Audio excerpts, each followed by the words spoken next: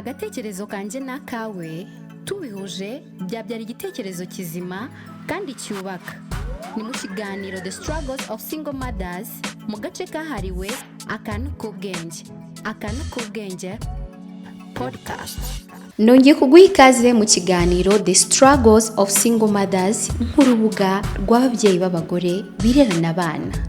Intego yacu ni ukumva, kwiga no gushakira hamwe umuti w'ibibazo duhura nabyo buri munsi. Nguhaye ikaze rero mu gace keza twahariye akantu k'ubwenge episode ya 7. Nkuko mumaze kubimenyera rero, amazina yanjye ni umubyeyi Denise. Uyu munsi rero turi buze kugenda tuganira ku bintu bigiye bitandukanye biri kuvugwa ku mbuga nkoranyambaga zacu, harimo urupfu rubabaje rw'umunyamerikakazi witabye Imana ubwo yari mu rugendo n'umukunzi we muri Zanzibar mu gihugu cya Tanzania. Turi buze kugaruka kandi ku mbuga nkoranyambaga zo mu Rwanda, ku single mother, influencer abantu benshi tuzi. Turi buze kumurebera hano mu kiganiro cyacu ndetse tuze no kumugira inama mu kantu k'ubwenge k'uyu munsi. Nkuko mumaze kubimenyera rero, mba nabateguriye umugore wakoze ibintu bihambaye, umugore w'indashyikirwa tuba turi buze kuganiraho, hanyuma natwe tukamufatiraho akantu k'ubwenge. Niba ari ubwa mbere duhuriye mu kiganiro, comment zawe ni ingenzi, share na subscribe kugira ngo ibiganiro byacu bigere kure cyane no ku bandi ba single mother batandukanye baherereye mu nce zitandukanye z'isi babasha kumva ururimi rwacu rw'ikinyarwanda. Nguhaye ikaze mu kiganiro. Ashley Lapson, uzwi ku mbuga nkoranyambaga nka Ashley Jenly, yari umukobwa ukomoka muri Leta Zunze Ubumwe za Amerika. Azwi cyane ku mbuga nkoranyambaga mu gukora content y'ubuzima bwe bwa buri munsi, ingendo n'imibereho ye ku mbuga nkoranyambaga. Yari mu rukundo na MC Kona, umusore w'umunyamerika wari uzwi mu bikorwa bijyanye n'ubucuruzi bwa digital and crypto. Bivugwa ko bari bamaze igihe gito bakundana kandi umubano wabo wari umaze kugera ku rwego rwo kwambikana impeta. Mu ntangiriro za 2026 bombi bagiye mu rugendo muri Zanzibar, Tanzania, bari bagamije kuruhuka no kwizihiza ubuzima bwabo nk'abakundana ndetse no kwizihiza isabukuru y'amavuko ya Ashley y'imyaka 31 y'amavuko. Hari amakuru avuga ko bari bacumbitse muri hoteli y'ubwiza iri ku nyanja yitwa Zuri Zanzibar.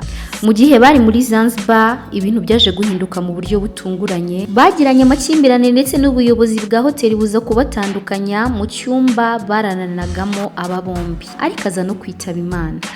MC Kona wari kumwe nawe ndetse akaba n'umukunzi we wari umaze igihe gito amwambitse impeta, ariko kugeza ubu nta cyaha cyamuhamye, ahubwo ari gukorwaho iperereza.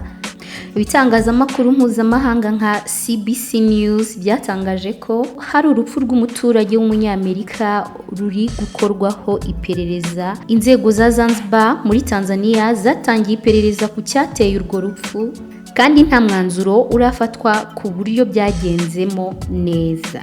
Ibi byatumye inkuru ikwirakwira ku isi. Ku bw'ibyo, inzego z'iperereza muri Zanzibar mu gihugu cya Tanzania zatangaje ko iperereza rigikomeje kugira ngo hamenyekane icyateye urupfu rwa Ashley Lapson. Hari abantu babajijwe mu rwego rwo gutanga ubuhamya, ariko nta raporo ya nyuma irasohoka, ntawemejweho icyaha, ndetse ibisobanuro byinshi cyangwa se ibimenyetso byinshi biracyakusanywa muri Zanzibar. Ababyeyi ba Ashley Lapson batangaje ko bashenguwe cyane n'urupfu rw'umukobwa wabo, bakaba basaba iperereza rinyuze mu mucyo kandi ryimbitse, bakaba bashaka ukuri ku byabaye aho gukwirakwiza ibihuha. Bavuze kandi ko Ashley yari umuntu mwiza w'imyitwarire myiza kandi ukunda ibintu bijyanye n'ingendo. Inkuru ya Ashley Lapson rero iracyari mu iperereza kandi ukuri kuzuye ntikuragaragara. Isi yose iracyategereje ibisubizo by'inzego z'ubushakashatsi kugira ngo hamenyekane uko byagenze neza. Mu kantu k'ubwenge rero kacu k'uyu munsi episode ya 7, tukaba tubashije kumva ino nkuru iri kuvugwa n'ibitangazamakuru hano hanze byinshi bigiye bitandukanye. Benshi bari kuvugaho ibihuha, abandi bakavugaho amakuru asa nkaho ahuriweho n'abantu benshi, ariko umwanzuro wa nyawo nturamenyekana. Reka nizere ko rero natwe nk'abasingo mada tubashije kumva ibivugwa hano hanze ku mbuga nkoranyambaga. Akantu k'ubwenge podcast. Our safari is about to begin. The guests are ready, the vehicle is ready, and the adventure is waiting. Welcome.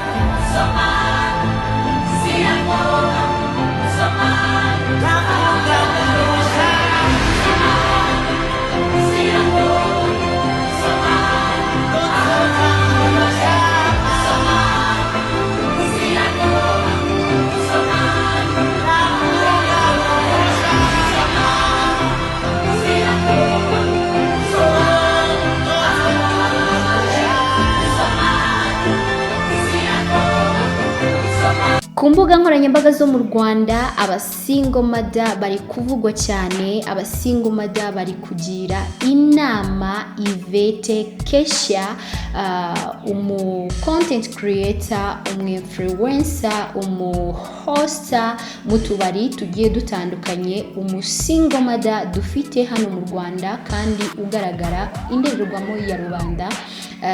Ibintu byinshi biri kugenda bimugarukaho bimuvugwaho, natwe reka tubashe kumva ino audio yashyize hanze, hanyuma natwe tugira icyo tubivugaho nk'abasingo mada mu rwego rwo kumugira inama.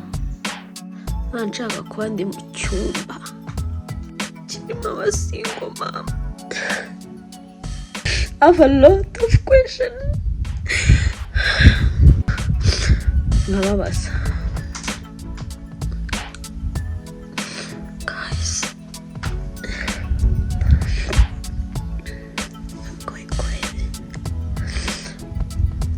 Being a single mother was not on my plate. Kugeza ntabwo njya niyakira. Ni nanjye single mom muri famiye yanjye njyenyine.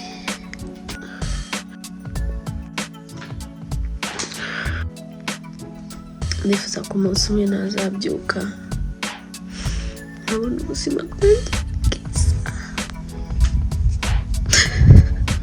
I hate my life. Ubundi se uyu mubyeyi ni muntu ki? Ubundi se uyu mu hoster, umu content creator, umu influencer, ubundi ni muntu ki mu magambo makeya? Keshia ni umukobwa wakuriye mu buzima butamworoheye, ni umukobwa wahuye n'ibikomere by'ubuzima akiri muto, aho mu ma interview agiye atandukanye yagiye akorana n'abanyamakuru ba hano mu Rwanda, yagiye akunda kugaruka ku buzima bwe bw'ubutoya, avuga ko yarizwe na papa we nyuma y'itandukana rya mama we, hanyuma papa we akaza no kwitaba Imana, agahura n'ibintu bigiye bitandukanye mu buzima, akabashimira n'abantu bagiye bamufasha mu buzima kugeza hageze nonaha.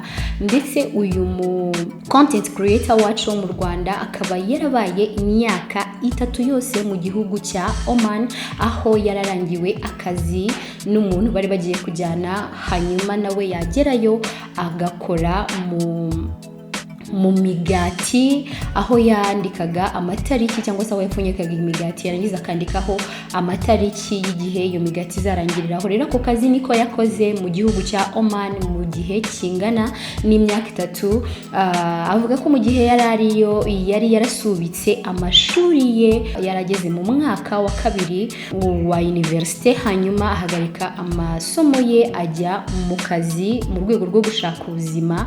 Rero ari n'ibintu yicuzaga, yavugaga ko mu gihe agiye kugaruka mu Rwanda azita noneho ku masomo ye, hanyuma akiga no gukoresha imbuga nkoranyambaga neza. Ku mbuga nkoranyambaga rero zo mu Rwanda abantu benshi bagiye bamugarukaho igihe yari agitangira gusa nkaho agaragara cyane. Abantu benshi bagiye bavuga ku bice by'umubiri, cyane cyane ku gice cye cyo mu gatuza, ariko ntago byo ngibyo byigeze bimuca intege, ahubwo yakomeje gukora cyane. Hanyuma uyu munsi rero tukaba turi kumugarukaho kubera video yashyize hanze nk'umusingo mother, kandi mu byibuke ikiganiro cyacu ni The Struggles of Single Mothers, mu rwego tuba dushaka kumva ibibazo by'abantu kugira ngo tubishakire umuti. Hanyuma rero ibyamamare byinshi mu Rwanda, abamama b'abasingo mother bagiye bigaragaza bamugira inama, bamubwira ko agomba gukomera, bamubwira ko agomba kwihangana, bamubwira ko ari ikibazo cy'igihe gusa ibintu bizagenda neza. Nanjye rero ikintu nabwira Yvette nuko yakomera akihangana, koko ni ikibazo cy'igihe. Umwana araryoha, umwana ageraho agakura kandi akaba ishema ryawe.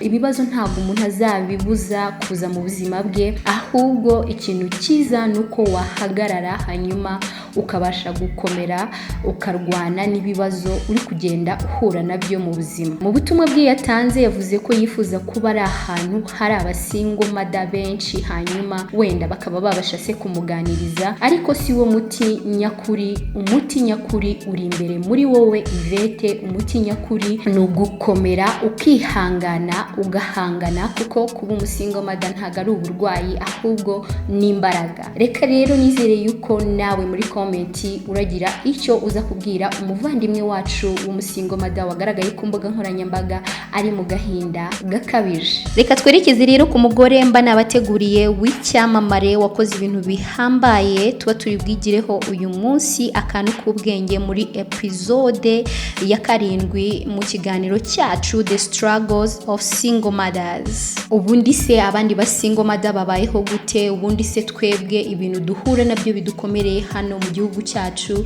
n'abandi bo hanze bagiye batandukanye bahura nabyo? Ese ibishuko duhura nabyo n'abandi nabo bahura nabyo? Ese abandi basingo mother bo mu bindi bihugu biba byifashe bite? Akantu k'ubwenge podcast.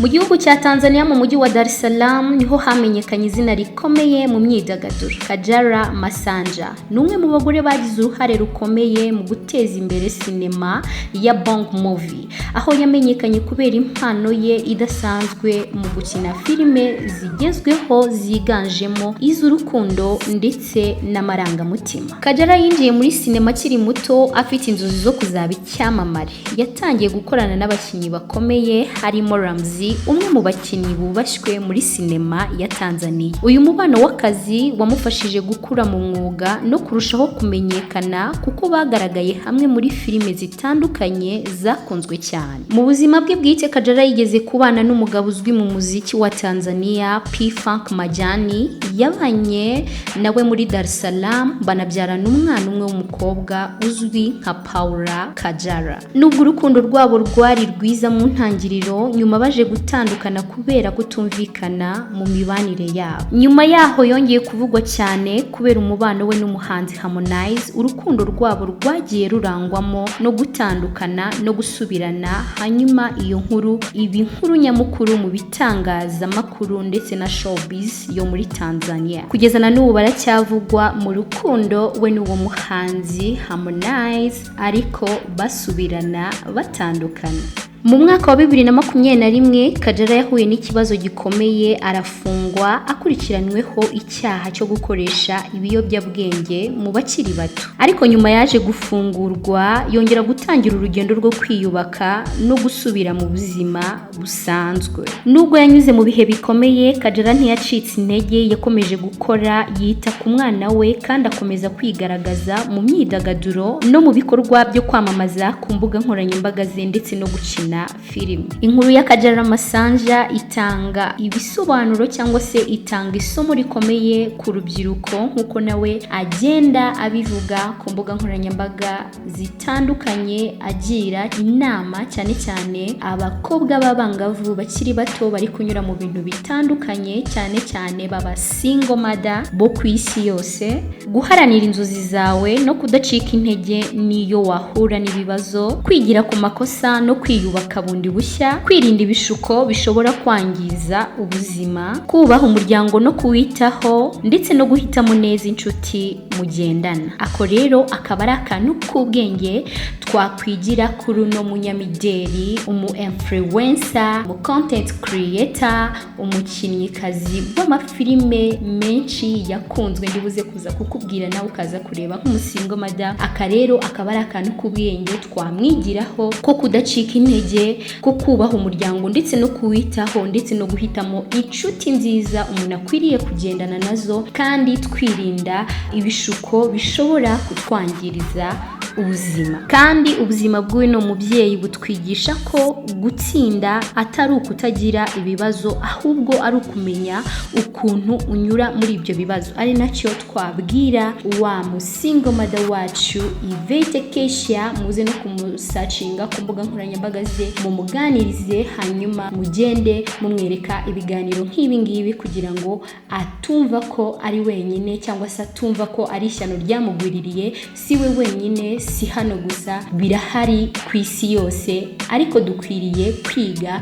kumenya uburyo duca mu bibazo tunyuramo buri munsi. Kajara Masanja yagiye agaragara muri filime nyinshi za bongo movie, izamenyekanye cyane harimo Binti Kiziwi, Jeraha Ramoyo, Dunia ya Ndoa, Fake Smile na Divo Kingdom. Ufite umwanya uze gushaka izo filime uzirebe, ziraza kugufasha kumenya neza uyu mugore twahoze tugarukaho turi kumwigiraho akantu k'ubwenge. Muri episode yacu ya 7 y'akantu k'ubwenge mu kiganiro The Struggles of Single Mothers, akaba ari naha rero dusoreje akantu kacu k'ubwenge k'uyu munsi, episode ya 7. Reka tuzahure muri episode z'ubutaha.